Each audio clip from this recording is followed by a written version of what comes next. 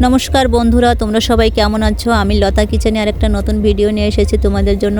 চালের গুঁড়ো দিয়ে আজকে আমি পাঁচ পিঠা বা চুষি পিঠা বানাবো। আমরা সাধারণত পাঁচ পিঠাই বলে থাকি। পিঠা বানাতে খুব বেশি উপকরণ লাগে না এবং খুবই ভালো লাগে। আর যে আমার ভিডিওতে প্রথম থাকে অনেক অনেক ধন্যবাদ। ভিডিওটা প্রথম থেকে শেষ পর্যন্ত দেখতে থাকো। ভালো লাগলে লাইক কমেন্ট শেয়ার করো। এবং কী কী উপকরণ নিয়েছি আমি দেখো।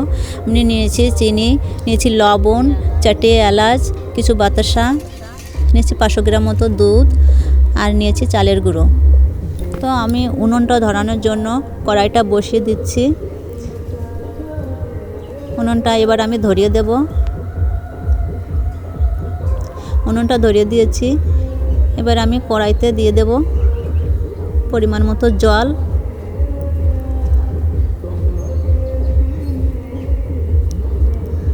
কড়াইটা আমার গরম হয়ে গেছে। এদিকে আমি একটু জল দিয়ে দিচ্ছি।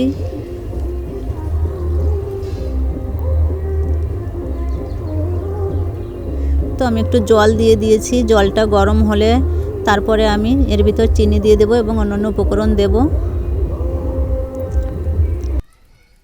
তো আমার জলটা গরম হয়ে গেছে। এবার আমি জলের ভিতর লবণ দিয়ে দিচ্ছি 1 চামচ।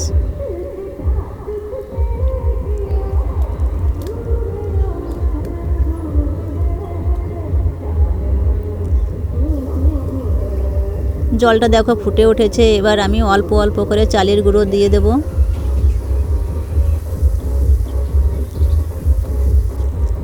দেখো জলটা কত সুন্দর ফুটে উঠেছে। এবার অল্প অল্প করে চালের গুঁড়ো দেব আর নাড়তে থাকবো। এভাবে জলের সাথে ভালো করে মিশিয়ে দেব। তো আমার চালের গুঁড়োটা দেওয়া হয়ে গেছে। এবার আমি ভালোভাবে মিশিয়ে নিচ্ছি জলের সাথে। এভাবে খুন্তি দিয়ে চারিপাশে ভালো করে নেড়ে নেড়ে মিশিয়ে দিতে হবে। গরম জলে চালের গুঁড়োটা সিদ্ধ হয়ে যাবে এবং একটা মন্ড মতো হবে। আমি ভালোভাবে মিশিয়ে দিচ্ছি, চারপাশে মিশিয়ে দিচ্ছি এভাবে নেড়ে চেড়ে। তো ভালোভাবে মেশাতে হবে, যতক্ষণ গুঁড়ো থাকবে ততক্ষণ এভাবে মেশাতে থাকবে। গুঁড়োটা যখন সম্পূর্ণ মেশানো হয়ে যাবে তারপরে আমি নামাবো।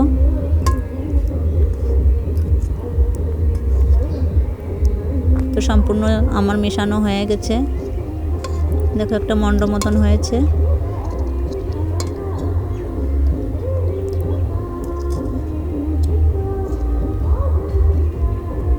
এবার আঠালো একটা ভাব চলে এসেছে। এবার আমি এটাকে নামিয়ে নেব। নামিয়ে ঠান্ডা করে তারপরে আমি এটাকে মেখে নেব। তো আমি প্রথমে কড়াইটা নামিয়ে নিচ্ছি। এবার খুন্তির সাহায্যে একটা থালায় আমি আস্তে আস্তে করে নামিয়ে নেব।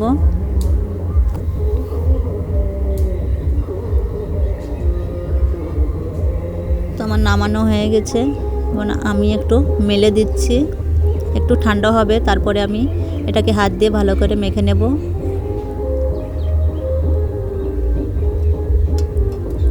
তো খুন্তিতে আমি যেটা ছিল আমি ছাড়িয়ে নিয়েছি। এবার একটু ঠান্ডা হয়েছে, হাতে সয় এরকম অবস্থায় আমার মাখতে হবে। গরম থাকতে থাকতেই মাখতে হবে, না হলে হবে না। তো এভাবে হাত দিয়ে আমি ভালোভাবে মিশিয়ে নেব। সুন্দর একটা স্মুথ ডো হয়েছে। দেখো আমার মেশানো হয়ে গেছে। এবার আমি একটু লম্বা করে নিচ্ছি। আমি ছোট ছোট করে একটু লেচি কেটে নেব।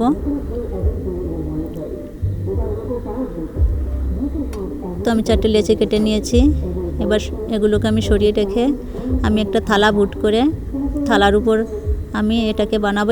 এবং তোমরা যে রুটি বানানো পিঁড়ি থাকে তাতেও তোমরা বানাতে পারো। আমি থালায় করে বানিয়ে নিচ্ছি, যার যেটা সুবিধা হয়। এবার সবকটাকে আমি ঢেকে রেখেছি। ঢেকে না রাখলে ওগুলো শক্ত হয়ে যাবে উপর দিয়ে এবং ভালো হবে না। আর একটু গুঁড়ো নিয়ে, চালের গুঁড়ো নিয়ে আমি এটাকে একটু লম্বা লম্বা দড়ি আকারে বানাবো। তো একটু কেটে নিয়ে ছোট ছোট করে বানাবো। এটা যখন আমি হাত দিয়ে চেপে চেপে ডলে নেব তখন এটা ছিঁড়ে যায়। এ দেখো ছিঁড়ে গেছে। তো এরকম একটু লম্বা লম্বা দড়ি আকারে বানাবো।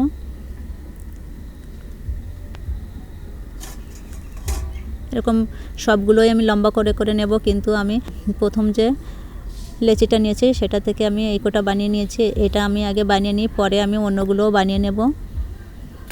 তো দেখো আমি বাঁ হাত দিয়ে নিয়েছি দড়িটা, আর আমি ডান হাত দিয়ে চেপে চেপে এভাবে থালার সাথে একটু চালের গুঁড়ো মিশিয়ে এভাবে ডলে ডলে বানাচ্ছি। এভাবেই বানাতে হয়। দেখো কত সুন্দর হচ্ছে। এভাবেই আমি সবগুলোকে বানিয়ে নেব।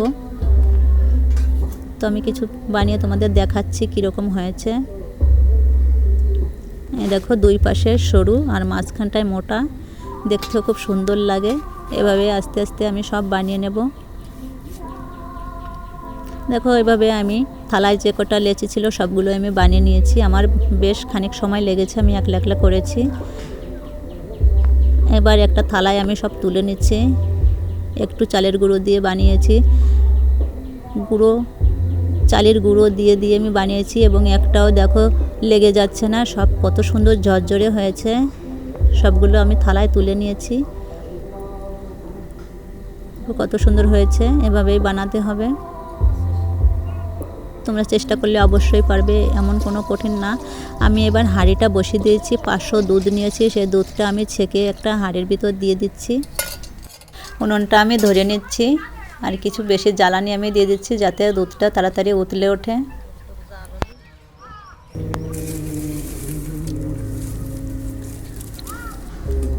দুধটা আমার ফুটতে শুরু করেছে। দুধটা বেশ গরম হয়ে ফুটে গেছে। এবার আমি অন্যান্য উপকরণ আস্তে আস্তে করে দিয়ে দেব। তোমরা দেখতে থাকো।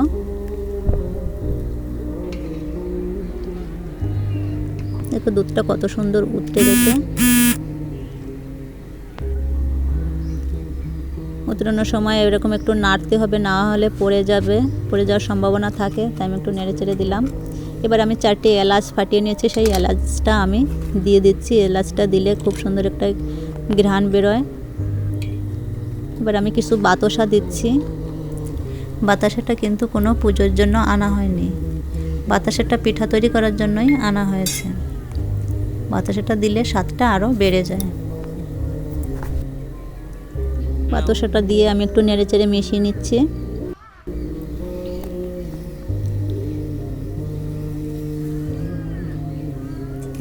এর মধ্যে বাতাসাটা গলে গেছে। এবার আমি 1 বাটির 3 ভাগের 1 ভাগ চিনি নিয়েছি। যেহেতু আমার দুধ বেশি না, অল্প দুধ, তার জন্য আমার মিষ্টির বাতাসা আর চিনিতে হয়ে যাবে। তো চিনিটা দিয়ে ভালোভাবে নেড়েচেড়ে মিশিয়ে নিতে হবে, যেন নিচে লেগে না যায়, সেদিকেও খেয়াল রাখতে হবে।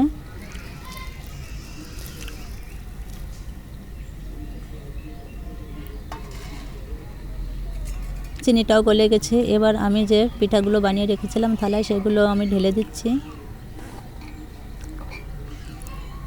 এগুলোর সাথে চালের গুঁড়ো মেশানো আছে, তার জন্য এগুলো সবসময় অনবরত নাড়তে থাকতে হবে, না হলে নিচ থেকে লেগে যেতে পারে। হাঁড়ির তলায় লেগে না যায়, তার জন্য ঘন ঘন নাড়তে হবে।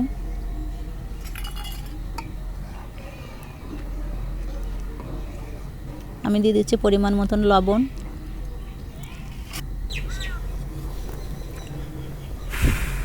এভাবে একটু নাড়তে হবে, ভালো করে মিশিয়ে দিতে হবে।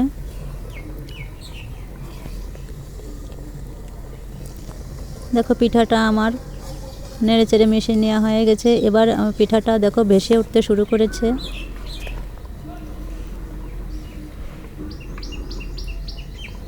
তো টক বক করে ফুটছে, বেশি সময় লাগে না, যেহেতু পিঠাটা লম্বা লম্বা ছোট ছোট। আর যেহেতু চালের পিঠার সাথে যে গুঁড়োগুলো ছিল, তার জন্য খুব সুন্দর গাঢ় হয়েছে। এবং দেখো সব ফুলে মানে উপরে ভেসে উঠেছে। তো আমার পিঠাটা হয়ে গেছে। এবার আমি একটা 4টে বাটি নিয়েছি, বাটিতে আমি নামিয়ে দিচ্ছি।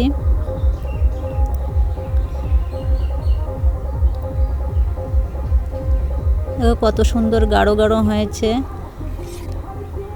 এবং আমি ছেঁকে দেখেছি খুব সুন্দর মিষ্টি হয়েছে। তোমরা এভাবেও বাড়িতে বানিয়ে খেয়ে দেখবে, খেতে খুব সুন্দর লাগে। আর বাকি যেটুকুন ছিল আমি অন্য বাটিতেও ঢেলে রেখেছি। এভাবে আমার পিঠাটা তৈরি হয়ে গেছে। তোমরা বাড়িতে একবার বানিয়ে খেয়ে দেখবে। এদিকে প্রীতম আর দিরিতি চলে এসছে খেতে।